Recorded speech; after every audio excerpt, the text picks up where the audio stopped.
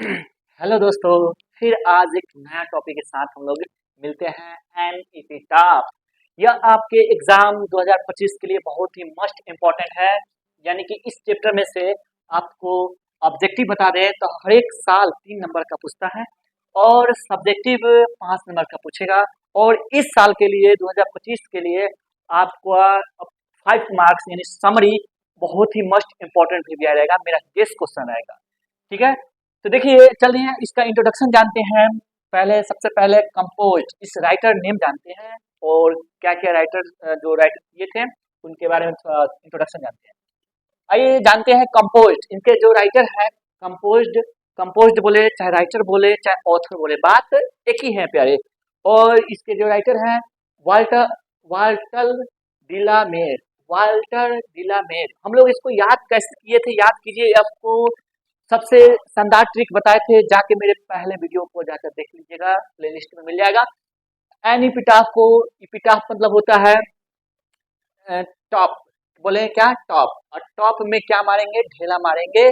और इससे याद रखिएगा आप लोग, ठीक है। बर्न इनका जन्म कब हुआ था? 1873 में हुआ था। कहाँ हुआ था? तो कोई आपसे पूछ दे कहाँ हुआ था, तो चार्ल्टन केंट इंग्लैंड। बहुत लोग चार्ल्टन भी पढ़ते हैं और कार्ल्टन भी पढ़ते हैं। तो देखिए पहले नाम है, जगह का नाम है, आप पढ़ सकते हैं। तो कार्ल्टन मतलब होता है कि विलेज, और केंट मतलब कोई सिटी का नाम है, और इंग्लैंड में पड़ता है, ठीक है ना। वहीं पर इनका जन्म हुआ था पहले। आइए जानते हैं कि इनकी मृत्यु कब हुई थी। 1956 ईस्वी में हुआ था। कब हुआ था? 1956 ईस्वी में। चलिए इनके देखिए, बहुत दुख की बात है, जब इनका जन्म हुआ था उसके बाद में 4 साल के बाद इनके पिताजी का डेथ हो चुका था। और जब ये 4 साल के थे, इनके पिताजी डेथ कर गए थे, तो ये प्यारे अनाथ बन चुके थे। देखिए इनके पिताजी का जो छत्र छाया था, इनका जो साया था, वो क्या हो चुका है, टूट चुका था, ठीक है ना। जो कि आप लोग जानते हैं कि पिता एक एक छाया की तरह है, और जब बच्चा का वो छाया खत्म हो जाता है तो उसका जो वो बच्चा जो है आगे जो प्रोग्रेस में नहीं कर पाता है। चलिए जानते हैं। देखिए बहुत दुख की बात है, यह बहुत इनका जो पिता का प्रेम होता है वह प्रेम इनको नहीं मिल पाया था प्यारे। लेकिन यह बच्चों से बहुत ज्यादा क्या करते थे, प्रेम करते थे, बहुत ज्यादा प्रेम करते थे। और बच्चों से लगाव करने के बाद में उनको कुछ उन पर कविता भी लिखते थे, उनके लिए चिंता, उनके बारे में सोचबो करते थे, सोचते भी थे। और साथ में प्यारे, और इन ये जो थे, जब बच्चों के बारे में ज्यादा सोचते थे, इसलिए इनको कहा गया चिल्ड्रेन पोइट। क्या कहा गया पहले? Children poet. और जब यह इनका जन्म इंग्लैंड में हुआ है, तो इनको हम लोग क्या बोलेंगे, तो इनको हम लोग ब्रिटिश पोइट बनाएंगे। क्या कह सकते हैं? British poet. बहुत ही मोस्ट इंपॉर्टेंट क्वेश्चन है इस साल के लिए, कि आपको पूछ दे कि वाल्टर डिलामेर वाल्टर डिलामेर को किस पोइट के नाम से जानते हैं, तो चिल्ड्रेंस पोइट के नाम से जानते हैं, ठीक है। यह जो ब्रिटिश पोइट थे, इनकी जो दो रचनाएं हैं, कौन कौन है? सॉन्ग्स ऑफ चिल्ड्रेन जो 1902 में हुआ था। उसके बाद पिकॉक पाई 1915 में हुआ था प्रकाशित, ठीक है ना। और यह जो टाइप्स है, यह बहुत ही दर्द भरा पोयम है, ठीक है ना। और जिससे हमको बोलते हैं मेलेनकोली। क्या पढ़ेंगे? मेलेनकोली। और इसको बोलते हैं, या आप इसको बोलते हैं मेमायर भी बोल सकते हैं, ठीक है ना। मतलब उदासी वाली कविता है, देख संवेदनाशील वाली कविता है, दुख दर्द वाली कविता है, ठीक है।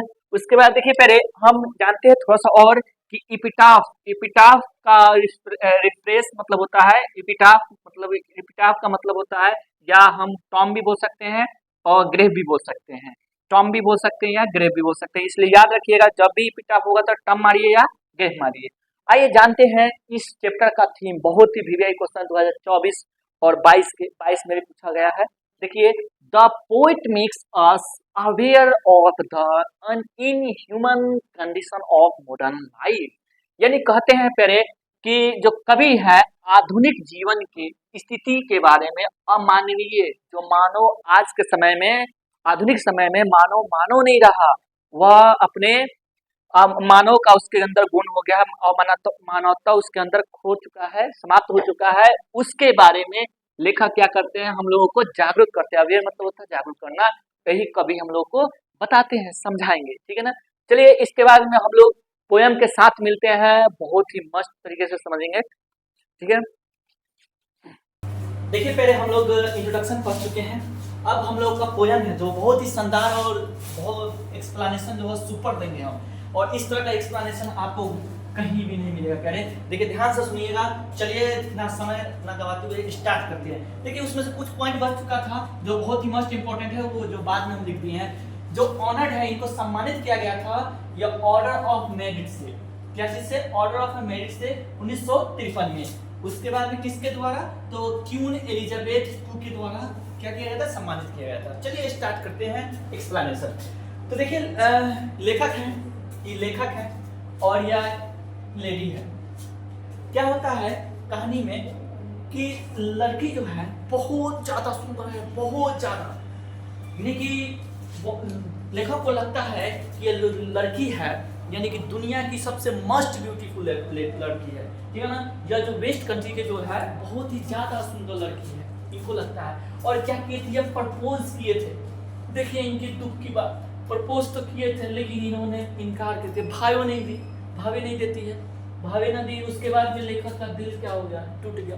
तो कहते हैं ठीक बात है, ठुकरा दे मेरे प्यार को, यानी कि कहते हैं कि अब लेखक कह रहे हैं कि ठुकरा के मेरा प्यार मेरा इंतकाम में देखेगी, यानी कि इस लड़की को कहते हैं। और कहते हैं पहले, और इस लाइन के अकॉर्डिंग यानी कि जाकर वहां पर एपिटाफ के पास में और कब्र के पास में बैठकर आंख से आंसू भी गिरता है और अपनी यानी कि प्रेमिका के बारे में क्या कहते हैं सुनिए पंक्ति के माध्यम से, ठीक है ना। एपिटाफ का मतलब सब कोई जानता है, टॉप होता है, यानी कि यही होता है। चलिए स्टार्ट करते हैं। Here lies a most beautiful lady, light of step and heart was she, यानी कहते हैं पहले कि वो लेडी सोई हुई है, लेटी हुई है, यानी आराम कर रही है। जो इतनी सुंदर महिला थी वो आज आराम कर रही है, वह अर्थात प्यारे मर चुकी है, ठीक है ना। इनको पता लगा जब आए यहाँ पर दफना दिया गया है इसको, यहाँ पर शिलालेख पर बना दिया गया है, इसका नाम लिख दिया गया है। यहाँ पर लेखक आकर क्या कर रहे हैं? रो रहे हैं और कविता की रचना किए हुए हैं, उसी कविता के माध्यम से बता रहे हैं कि ही lies a most beautiful lady, यानी कि वह लेटी हुई है, आराम कर रही है। वो जो सुंदर लेडी है, बहुत ही सुंदर लेडी है, वो जो आराम कर रही है। कहाँ? कब्र में। उसके बाद में light of step and heart was she, यानी कि इसका मतलब होता है कह फ्रेज है। क्या है? फ्रेज है। इसका मतलब होता है स्वच्छंद विचार की, यानी कि दिल की साफ औरत, लेकिन बिना काम के। देखा लोग अन्य लड़की सके काम करती रहा, घूमते रहे। कुछ लड़की ऐसी होती है जो हमेशा एक इधर से उधर घूमती ही रहती है। प्यारे बुरा नहीं मानिएगा आप लोग। तो देखिए light of step and heart, यानी कि वो जो लड़की है बिना मतलब के इधर से उधर घूमने लगता है, उसका गोड़ खुल गया है। आम भाषा में ना करते हैं कि वहाँ गोड़वा खुलल बा, इधर उधर घूमते रहता है। तो देखिए पहले ये बहुत घूमने में, इधर उधर घूमने में मतलब तेज है। उसके बाद में I think she was the most beautiful lady, वही ये सोचते हैं कि इनके हिसाब से, आप लोग जानते हैं जो किसी से प्रेम करता है, प्यार करता है, तो वह दुनिया की हर वस्तुओं से वह अच्छी लगती है, लेकिन बहुत सुंदर लगता है। उसके अंदर हर दुनिया की हर लड़की का गुण उसके अंदर दिखाई देता है, सब कुछ उसके अंदर अच्छा दिखाई देता है। पहले तो वही बात कहते हैं कि इनको लगता है कि वो लड़की क्या है, कि यही इनकी जान है, प्राण है, ये सोना है, बाबू है, सब कुछ कहते हैं कि बहुत ही सुंदर लड़की थी, ठीक है। जो कहाँ की थी? तो देखिए पहले देते हैं that ever was in the west country, यानी कि वह लेडी जो थी वेस्ट कंट्री की थी, बहुत ही ज्यादा सुंदर, बहुत ही मस्त सुंदर। यह दिलो जान से चाहते थे, अपना पूरा उसके पीछे अपना दिल को लगा बैठे थे। वो वह लड़की भावे नहीं देती थी इनको। देखिए उसके बाद कहते हैं बट, देखिए क्या है वो बात, बहुत बढ़िया बात बोलते हैं कि but beautiful when it says beauty passes, यानी कहते हैं कि बट वह ब्यूटी, जो लोग भी ब्यूटी पर अपना घमंड करते हैं, सुंदरता पर नखरे दिखाते हैं ना, उनके लिए कहते हैं कि कुछ कीजिए, यानी करो, क्योंकि ये ब्यूटी हमेशा तक ले नहीं रहती है, समय के साथ क्या होती है खत्म हो जाती है। इसलिए कहते हैं but beauty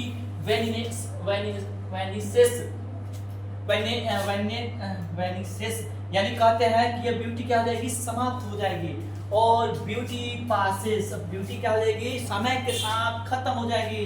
how ever rare, यानी कि चाहे ब्यूटी कितना भी दुर्लभ काहे न हो, चाहे कितना भी इंसान कितना भी सुंदर काहे नहीं हो, ठीक है ना, वो अद्वितीय काहे ना हो, उसके अंदर बहुत ज्यादा सुंदरता काहे ना हो, लेकिन समय के साथ वह सुंदरता क्या हो जाएगी प्यारे, खत्म हो जाएगी। और इस सुंदरता पर कभी घमंड नहीं करना चाहिए, कर्म करना चाहिए। किसी भी कोई भी है जो जिस फील्ड में है उसको कर्म करना चाहिए, अपना फैसिलिटी पर, चाहे अपने धन पर, चाहे अपने सुंदरता पर कभी घमंड नहीं करना चाहिए प्यारे। उसके बाद कहते हैं कि it be and when I crumble, कहते हैं यदि मैं भी मर जाऊंगा तो तुम्हें याद करने वाला कौन रहेगा। क्रम्बल मतलब ये प्यारे होता है डाई, मरना। बहुत विवेक क्वेश्चन है, याद पूछता है एग्जाम में। क्रम्बल मतलब क्या होता है, डाई। यदि मैं भी मर गया तो तुम्हें याद करने वाला कौन है, मेरी जान। उसके बाद कहते हैं हु विल रिमेम्बर, जो कोई याद नहीं करेगा मेरे मरने के बाद में, क्योंकि तुम तो केवल सुंदरता पर ही घमंड करती थी। और देखिए कहते हैं कि this lady of the west country, वही वेस्ट कंट्री की जो लेडी है वही लेडी। चलिए पहले इसका ऑब्जेक्टिव भी थोड़ा क्लियर कर देते हैं कि पूछा है क्वेश्चन कैसे, कि देखिए लेडी कैसी लेडी है, तो बहुत ही मस्ट ब्यूटीफुल। याद रखिएगा यही आंसर होगा कि लेडी कैसी है, तो बहुत मस्ट ब्यूटीफुल लेडी है, ठीक है ना। वो कहाँ क्या कर रही तू, लाइज मतलब सोना, आराम करना या दफन होना ले सकते हैं। लाइट ऑफ स्टेप समझा चुके हैं, ठीक है ना, घूमती है ज्यादा। तो देखिए वो किस लेखक सोचते हैं कि वो लेडी कैसी है, बहुत ही सुंदर है। कहाँ की है, तो वेस्ट कंट्री की है। कहाँ की लेडी है, वेस्ट कंट्री की। वो ब्यूटी क्या होता है, एक दिन वैनिसेस हो जाता है, मतलब कि खत्म हो जाता है। और ब्यूटी जो पासेस हो जाता है, समय के साथ नष्ट हो जाता है, बर्बाद हो जाता है। ये याद रखिएगा, इसको याद रखिएगा, इसको याद रखिएगा, वहाँ से याद रखिएगा। उसके बाद में क्रम्बल मतलब क्या होता है, डाई। और याद रखिएगा लेडी कहाँ की है, तो वेस्ट कंट्री। चलिए आपको वीडियो समझ में आया होगा तो लाइक कीजिएगा, सब्सक्राइब कीजिएगा, और इस और वीडियो के लिए प्लेलिस्ट पर जाइए और आपको वीडियो मिल जाएगा। चलिए धन्यवाद, जय हिंद, जय भारत।